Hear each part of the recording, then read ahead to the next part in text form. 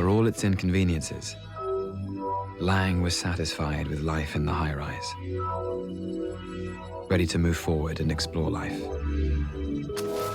How exactly? He had not yet decided. I'm so sorry. I'll survive. I thought you were empty. I just moved in. You're an excellent specimen. Why don't you come up later and have a drink? You don't know how things work around here, do you? I'm a fast learner. You built all this. I put all my energies into this tower, but I am the architect of my own accident. Is that a horse? Probably. On the 40th floor. Your husband appears intent on colonizing the sky. And who can blame him when you look at what's going on at street level?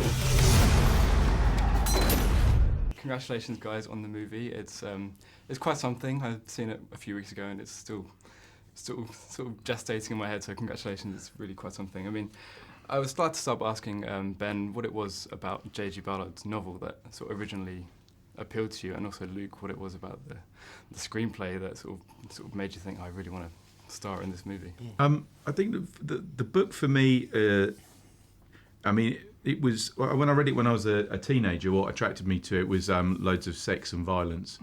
But when I came back to it as a 40-year-old with a kid, it was more kind of the way that unfortunately Ballard had predicted a lot of in his predictive fiction had predicted a lot of things that basically happened, Right.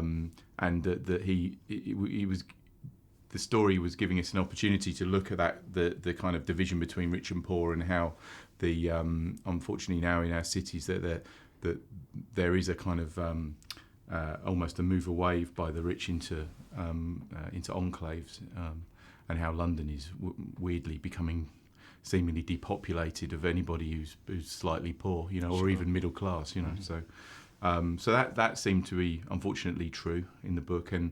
But also, I wanted to look back. I wanted to make something that was looking back at the 70s and making that and looking at the kind of making something that was quite sexy and kind of seductive, and then smashing it to pieces.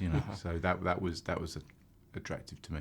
And Luke, what was it about the screenplay? Well, partly what Ben just finished with, the sort of the 70s sexiness of that period, and how we looked and how people interacted and what influenced that.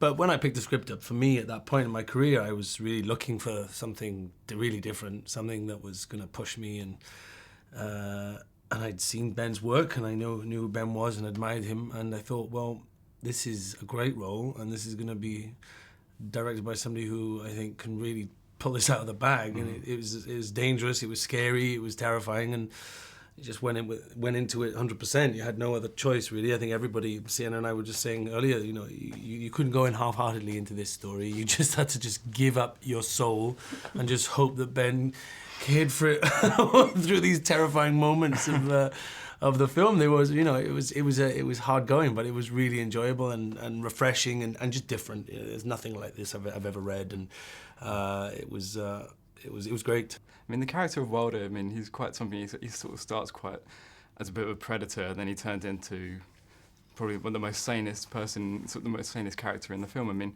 How did you both sort of sculpt that character together? How did you get into that mind space?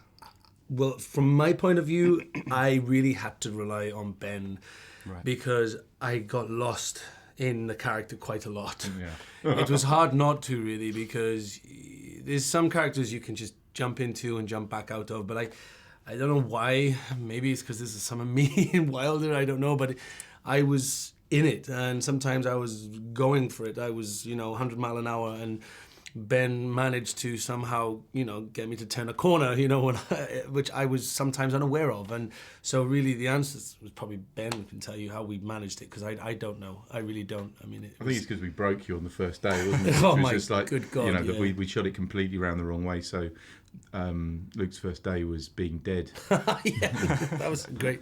Well, that's a terrible spoiler. He doesn't actually die. He comes back. No. But Dead cool. Yeah, dead brilliant. But yeah, well, it was completely covered in. You spent like half the movie covered in blood, didn't you? More than half. So I was just. I didn't see that in the script. I saw a lot of sad faces on that first day of shooting, and was like, oh. And James Purefoy was like, going, oh no, really? God, sticky for months. I mean, the Ballard's novel is obviously such an influential novel. I mean, that may not be as well known as it maybe used to be. I mean, how much pressure was there for both of you to get it right, to get that adaptation sort of spot on? I mean, I think that going into it, I kind of tried not to think about the kind of cultural weight of the book and the fandom and the importance of it, because I think if you felt too much about that stuff, it would be crushing, and you wouldn't be able to. You'd be too worried the whole time. But once I'd finished the film, that's when I started to feel it. I came out of my bubble and just went, oh God, we've got, please, I really hope that we tried really hard to get as much as the book out into the movie, and the last thing we wanted to do was upset the core fans of it. But the reactions so far seem to have been fine, and I'm really happy about that. And watching the movie, it's a very anxious-inducing watch, but also quite a crazy watch as well. I mean, what was the atmosphere like on set? Well, that's how it felt most of the time. We worked it. It was mental. It was mad. It was like being in a circus. The speed in which we shot it, also the environment in which the sets were built was a abandoned sports centre in Bangor in Belfast, just outside Belfast, and we worked at a deadly pace. It was extraordinary. I'd never worked like that before, and it was brilliant. Your feet never touched the ground, and we had a lot to get through, didn't we, in a sort of short space of time. And it was thrilling to be working like that, and it was new for me to work like that, and I loved every minute of it. And it's obviously such an original film. I mean, if you had to describe it in one word, I mean, how would you describe it? I guess it depends on what time this interview goes out or whether I can swear. Yeah. Go for it. Well, it's head fuck. That's 2 words. Head fuck. Well, no, I was putting them together as one. Like height rise. Yeah. Oh, yeah, true. But you can anyway. Yeah. Maybe you can change the title. Yeah.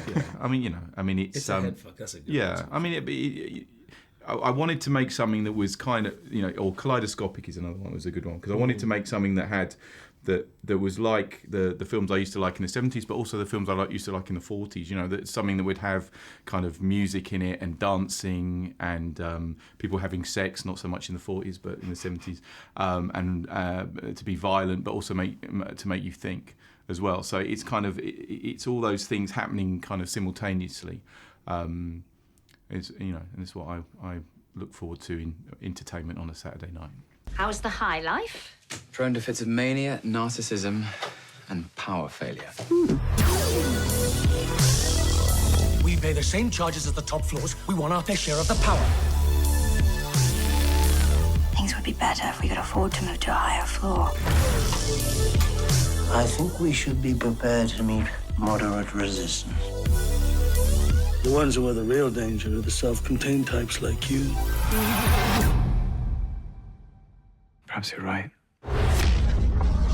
What are you doing? What are you doing in there? Teething problems. Building's still settling. Doesn't it seem odd that a man can fall from the 39th floor and not one police car turn up? Where's the sirens? What have you got there? A kaleidoscope? What can you see through that thing? The future.